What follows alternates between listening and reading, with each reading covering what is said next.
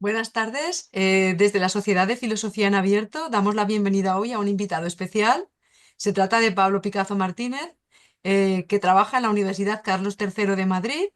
Él ha hecho el grado de Telecomunicaciones y es una persona que entiende muy bien cómo funcionan y qué son las inteligencias artificiales. Y dado que en este programa de hoy estamos hablando de los retos de las inteligencias artificiales y de cómo en esta era digital es muy fácil fabricar una fake news o un fake deep o cualquier otra cosa que nos engañe y que produzca un desconocimiento en el humano que está observando esta noticia, un desconocimiento de que ha sido creada artificialmente y que el objetivo es el engaño, queremos saber en qué situación nos encontramos en este momento respecto a las inteligencias artificiales. Pero primero, dado que es un tema bastante desconocido y bastante novedoso, nos gustaría que Pablo nos explicases cómo funciona la inteligencia artificial, en qué se basa, qué es en resumen esta tecnología. Hola, buenas, encantado de estar aquí con vosotros hoy en este podcast. Pues bien, una inteligencia artificial lo que hace es funcionar mediante algoritmos diseñados para procesar grandes volúmenes de datos y aprender patrones de comportamientos. En el caso del aprendizaje profundo, las redes neuronales lo que hacen es imitar las conexiones cerebrales humanas y ajustar sus cálculos tras analizar miles o millones de ejemplos. Estos datos pueden provenir de noticias, de redes sociales, etcétera. Y esto nos permite realizar tareas pues como reconocer imágenes, generar texto, traducir idiomas, prever comportamientos. Sin embargo, es importante saber que las inteligencias artificiales no piensan como los humanos, es decir, responden basándose a probabilidades o patrones aprendidos y nunca inventan nada que no hayan visto anteriormente en ningún sitio. O sea, una inteligencia artificial no es capaz de aprender o sí que es capaz de aprender a partir de patrones que le ofrecemos. Puede evolucionar, puede mejorar. Bien, una inteligencia artificial en la fase de entrenamiento lo que hace es recoger información de una fuente que le proporciona pues patrones de respuesta. Y una vez tú interactúas con ella, va aprendiendo según lo que le vas, según la interacción que vas teniendo con ella. Bueno, de acuerdo. Bueno, en este sentido, por ejemplo, el ser humano actualmente es capaz de distorsionar, por ejemplo, una voz, producir una voz en una persona con un rostro distinto al que la ha emitido. Por ejemplo, vamos a poner una situación. Imaginemos al presidente del gobierno, Pedro Sánchez, que está dando un discurso. Yo puedo cambiar el contenido del discurso emulando su voz con su imagen, de manera que no sea capaz de distinguir las palabras que dijo de las que he puesto en su boca.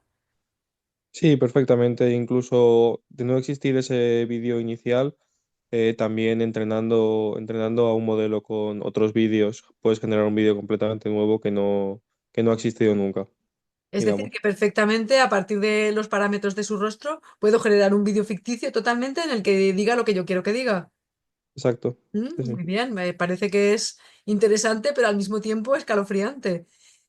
Por ejemplo, esta mañana he escuchado en las noticias que acaba de salir al mercado un producto nuevo de inteligencia artificial que es capaz de traducir a una persona a 140 y tantos idiomas de manera simultánea y imitando su voz perfectamente. Eh, ¿Es relativamente costoso o dificultoso producir esta tecnología o ya estamos en ese nivel en el que esto es algo normal? Bueno, al final esto depende de la capacidad que tenga tu sistema para gestionar el número de datos tan grande que este caso de uso requiere. Si tenemos que tener en cuenta 140 idiomas, con todo el léxico que tiene cada idioma, pues nos podemos imaginar la cantidad de palabras que puede tener esta inteligencia artificial almacenadas. Una vez tienes el espacio y, digamos, la computación para realizar todo esto, no es más difícil un idioma más, un idioma menos. Realmente es exactamente lo mismo, simplemente aumentamos el volumen de datos, no tiene mayor complicación. Y a este respecto de lo que estábamos hablando antes, de crear un vídeo de la nada en el que una persona puede estar emitiendo un discurso fraudulento creado por una persona que directamente tiene intenciones de engañar. Normalmente a este tipo de tecnologías que producen vídeos engañosos les llamamos deepfake. ¿Podrías Sí, explicarnos más o menos en qué consiste este concepto?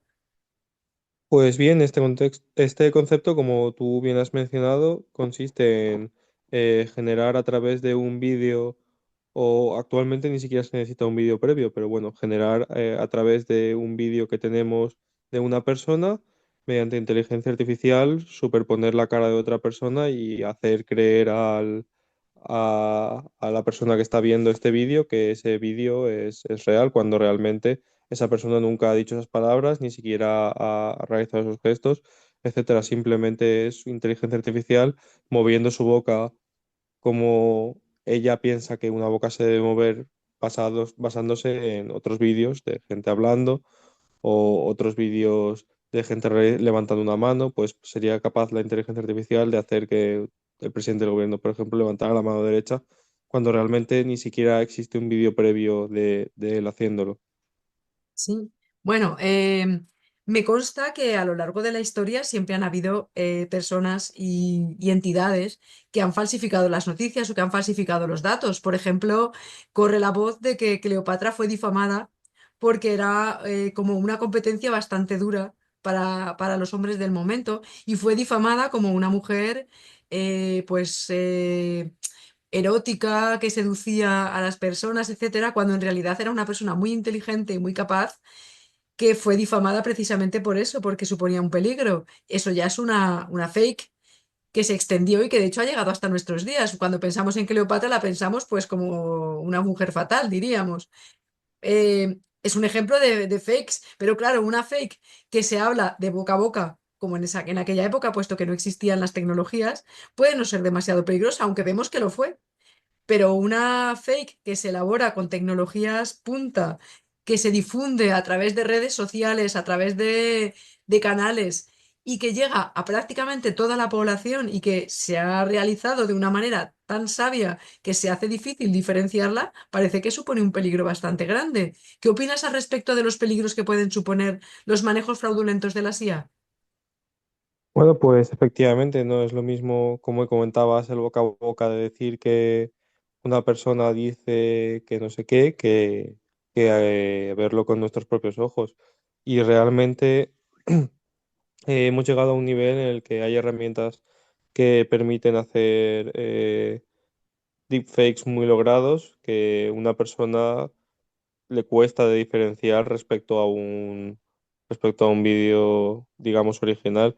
Y esto, pues, nos podemos imaginar que es un peligro enorme, ya que realmente nosotros no sabemos si una información es real o no, o nos cuesta mucho identificarla.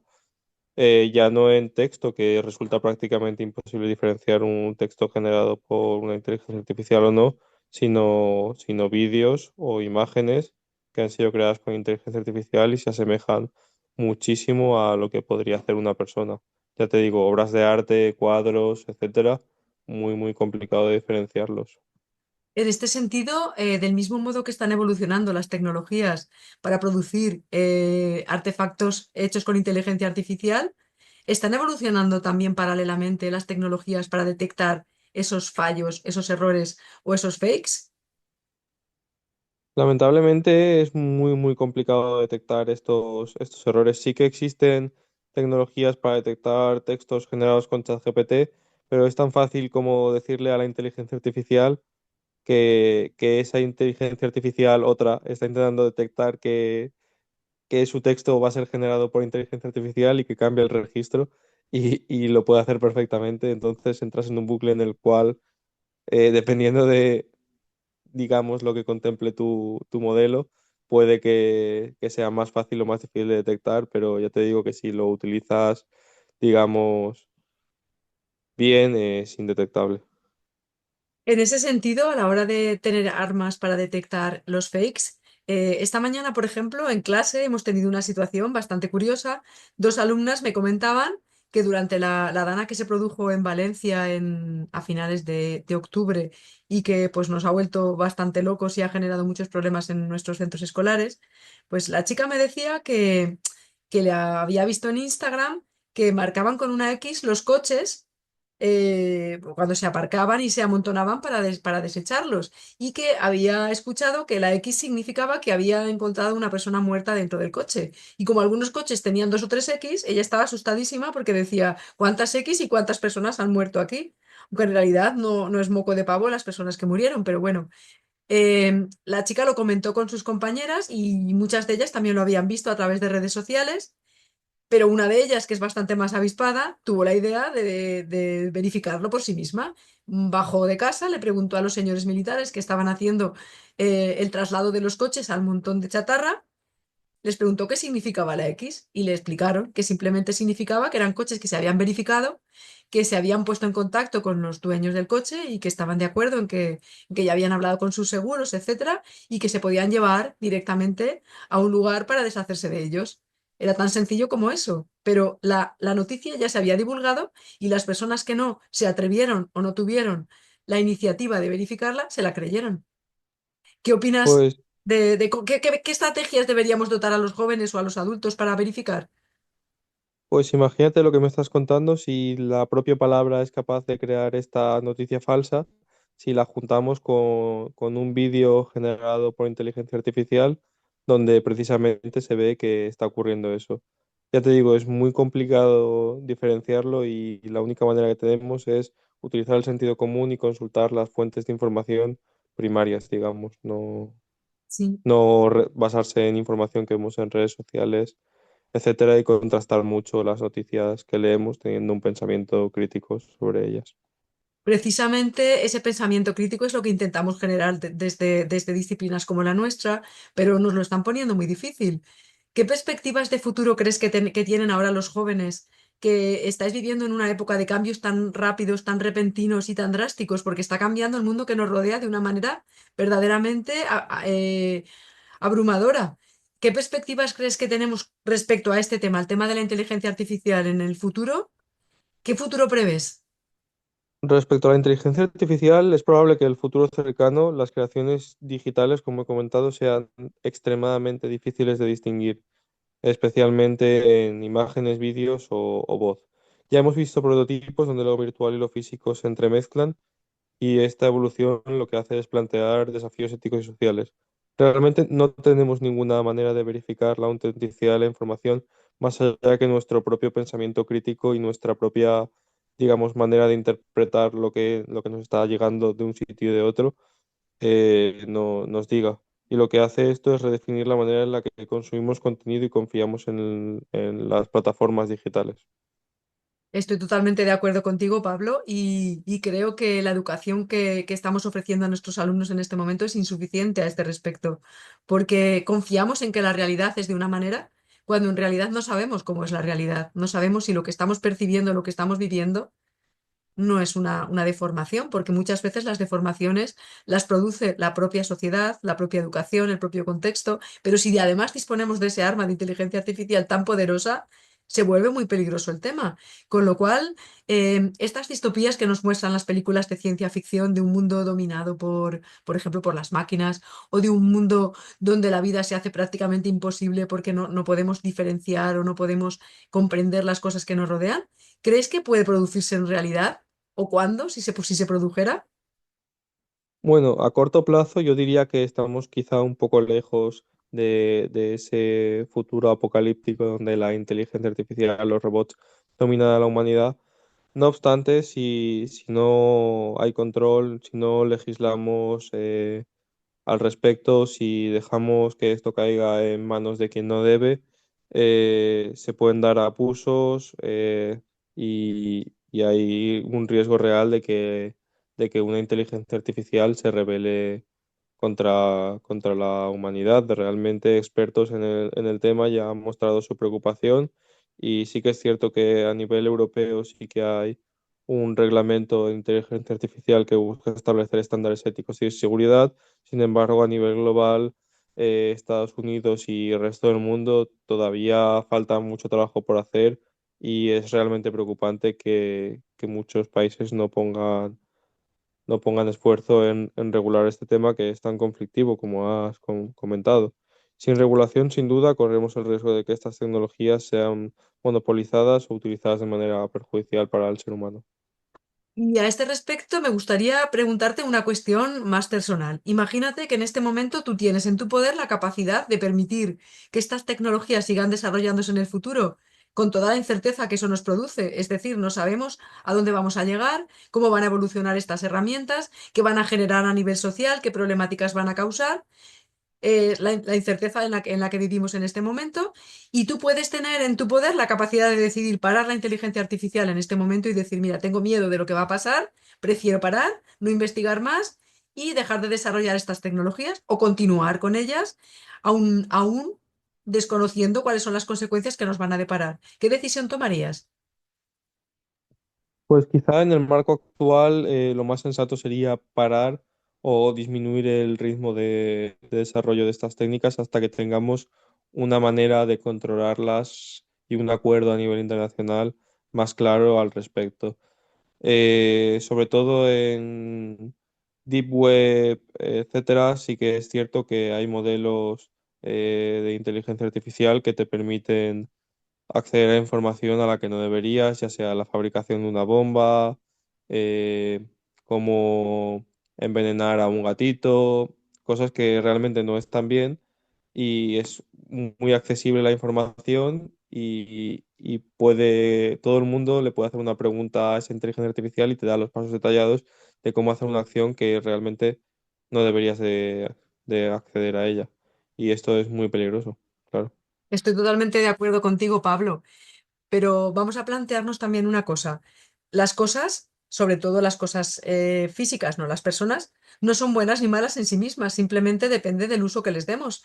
En cualquier momento de la historia siempre se ha temido a la novedad y se ha temido a los avances tecnológicos. Por ejemplo, en la época de Platón, la gente tenía miedo del texto escrito porque el conocimiento se transmitía de manera oral y se pensaba que al escribirlo se iban a generar cambios sociales importantes y el conocimiento se desvirtuaría. Ahora estamos muy lejos de eso. Ahora la escritura es algo habitual, es común. Hubo una época en la que cuando aparecieron los ebooks o libros electrónicos, la gente tenía miedo de que estos libros desecharan los libros en papel y que cambiaran la mentalidad. Ha ocurrido lo mismo con los ordenadores. Hay gente que tiene miedo de que agilicen tanto nuestro trabajo que nuestra mente se quede dormida y que no evolucione y que nos volvamos vagos y no pensemos. No sé, a este respecto sí que me gustaría que analizáramos la tecnología en sí misma sin tener en cuenta si es buena o mala. Y ya que hemos hablado tanto de las cosas que nos puede deparar negativas, vamos a pensar en aspectos positivos de la aplicación de la IA en la sociedad contemporánea. Por ejemplo, ¿qué cosas nos podrías decir que son beneficiosas y que son útiles a nuestra sociedad en este momento que se pueden hacer con la IA? Bueno, en muchos campos obviamente supone un avance enorme por la gran capacidad que tiene la inteligencia artificial de sintetizar textos, eh, en temas médicos es capaz de, basándose en diagnósticos previos, realizar sus propios diagnósticos para casos sencillos, detectar incluso tumores basándose en imágenes que son indetectables por el ser humano. Realmente es una herramienta muy potente. Es un salto, yo diría que de los saltos más grandes tecnológicos que he vivido. Es cierto que tú has comentado el pasar a la escritura, incluso ahora recientemente la utilización de ordenadores que hace 30 40 años no teníamos a nuestra disposición, pero yo creo que la inteligencia artificial va un paso más allá y es una herramienta bastante más poderosa que sobre todo, pues, si se usa bien es muy buena,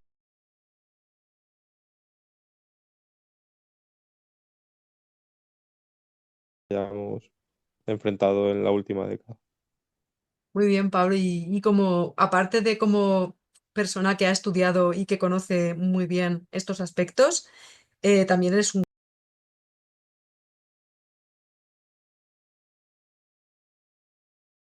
¿Qué consejo le darías tú a otros jóvenes que no están tan lejos de tu edad para dotarse de herramientas y dotarse de fortaleza suficiente como para no sucumbir a los peligros de esta IA? Bueno, sobre todo que verifiquen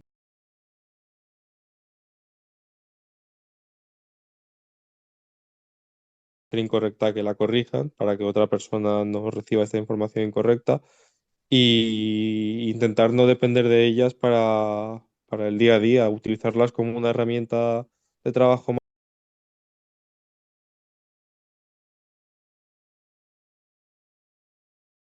criterio y pensar por ellos mismos, no utilizar la inteligencia artificial y contestar a una pregunta de un examen de una manera porque así me lo ha dicho la inteligencia artificial. Realmente, si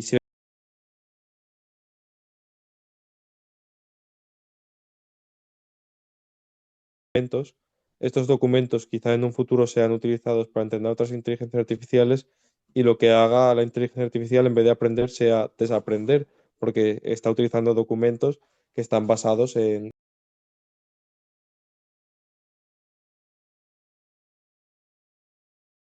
Stack Overflow. Es una página que contenía respuestas de, de problemas de informáticos de, oye, pues ¿cómo se programa esto? ¿Cómo se hace esto? La gente contestaba. Entonces, si esas fuentes orígenes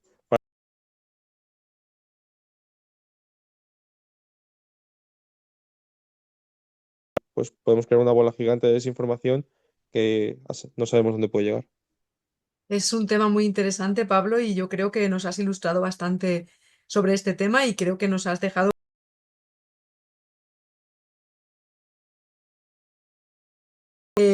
Y también nos ha servido mucho para darnos cuenta de que la filosofía tiene que estar en contacto con otras muchas disciplinas porque nos podemos mutuamente ayudar a descifrar y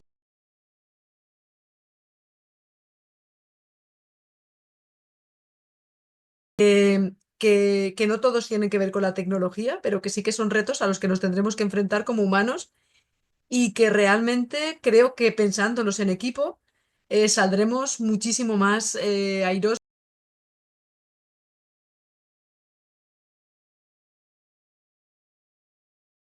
Tan complejo como es la ingeniería de telecomunicaciones y la filosofía, porque nos has aportado datos que nos sirven para pensar y a su vez creemos que la filosofía también puede aportaros a vosotros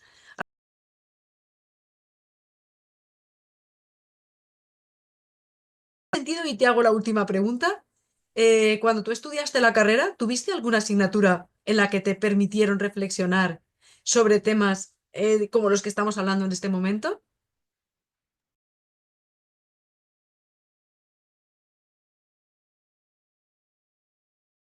Ninguna asignatura que contemple la parte ética de todos estos aspectos y sería interesante que se incluyeran en ellas. Pues muchísimas gracias, Pablo. Gracias por estar aquí con nosotros y a ver si en el futuro podemos vernos para tratar algún tema interesante también.